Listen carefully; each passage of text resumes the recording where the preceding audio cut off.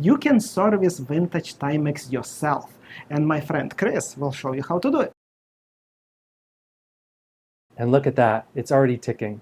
Whoa. You know, Andrew, when you get into like watchmaking or hobbyist watchmaking, you always hear, don't work on Timex because they can't be serviced. And that's actually not true. They can be. And, you know, Timex had great design in the 60s and 70s. And by doing what we're going to do today, you can bring a lot of them back. And they can do it themselves. They can do it themselves with stuff, $15, $20 worth of stuff. You don't need special watchmaking tools. Servicing Timexes, this is Chris's business. He buys broken Timexes, he services them, he sells them on Etsy. I will show you his Etsy shop. And after he services, they're not coming back. They work. So the first thing we need is the strap removal tool, and that's going to help you get the spring bar off the strap.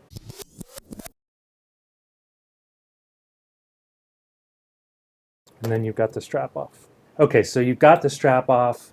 Now, the next problem you're going to face is you have to get the case back off. And our kit came with this tool.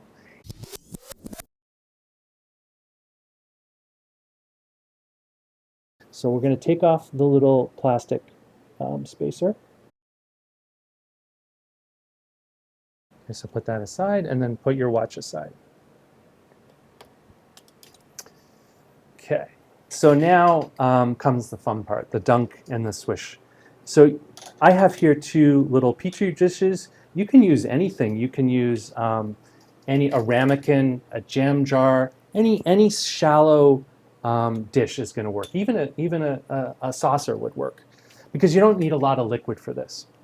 One thing that I learned the hard way is that you should put your watch in. We're going to start with the lighter fluid. Put your watch in the empty jar, because you don't want to submerge the dial in liquid if you can help it. There's a chance that depending on the printing on the dial, the naphtha might actually remove some of the printing. And if you have a watch you really care about, you know, you want to test it first to see if the lighter fluid is going to dissolve the ink. 9 times out of 10, it isn't.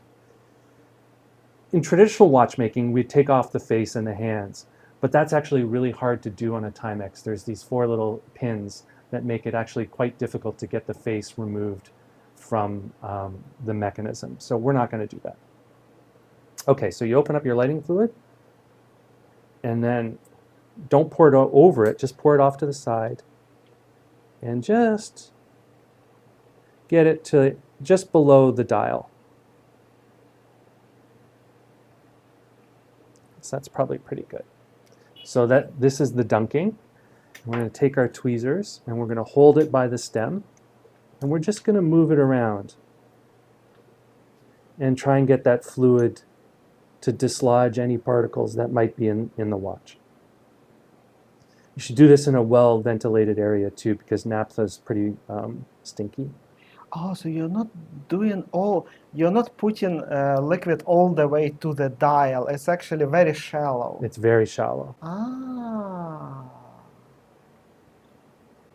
Okay, so you can let that sit. You don't have to do it for very long, maybe about a minute.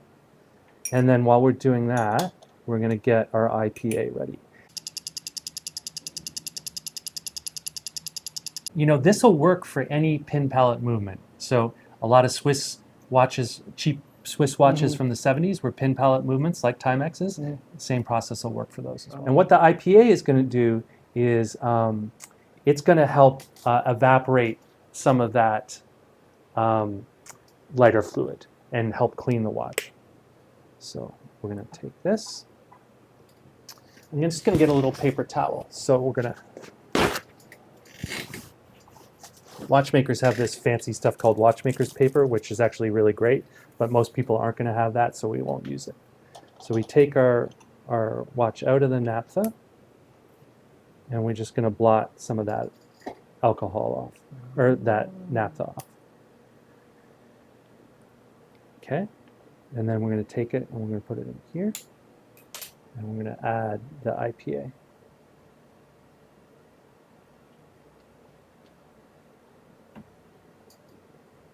You can look in your first dish and see if you see any dirt particles. I don't see a lot, which is a good sign. And again, so we're going to do the swishing. If you have one of these, this is a blower, this helps actually aerate the liquid through the watch. Huh.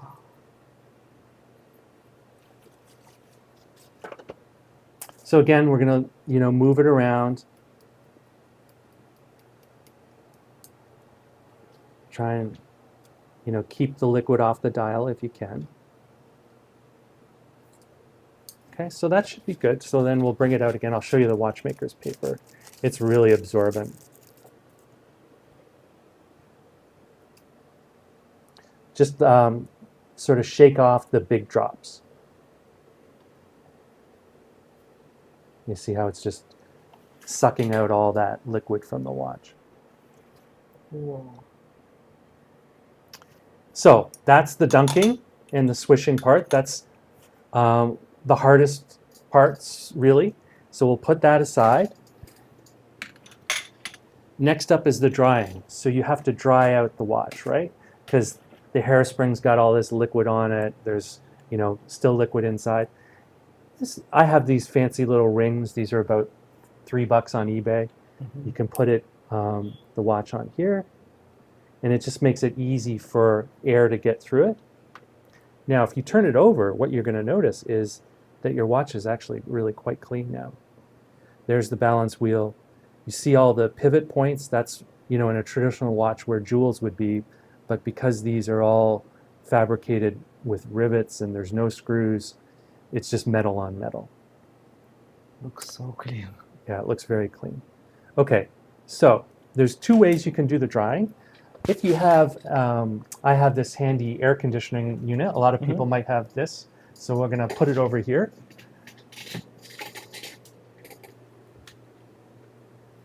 And we're just going to let it, the air run through it. It's like, this is cool air. If you had your heater in the winter, you could have it on. It's hot air, okay? This hot air is great, actually. Hot air is Yeah. So let this, dry out for about 5 minutes.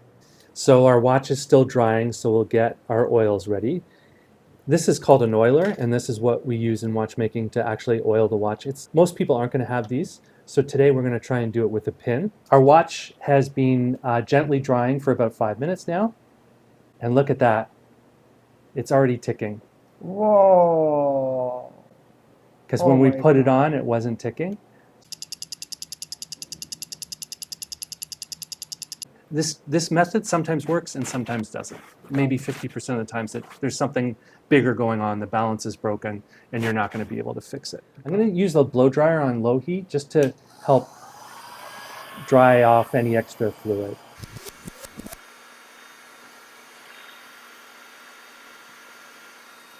Everywhere there's a little pivot, we're going to put a little dab of oil. So hopefully we're going to just put a little dab on the pinhead.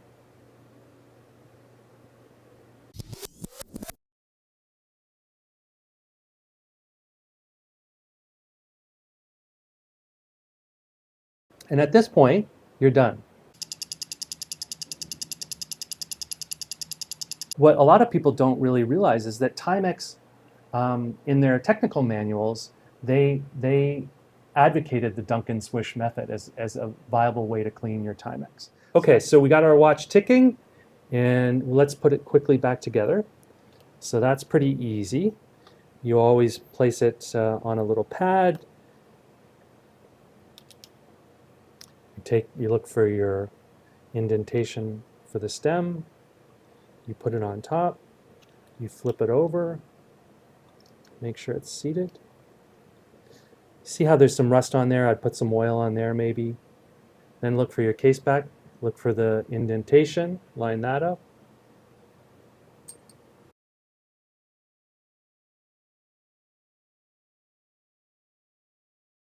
And there we go. For fun, let's take our watch and put it on the time grapher and actually see how it's doing.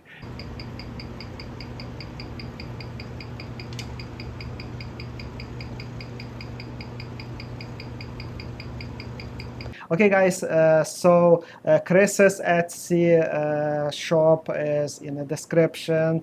If you don't want to do this whole process, you can just buy Timex's service by him. Also, that watchmaking tool from Amazon, link is in description.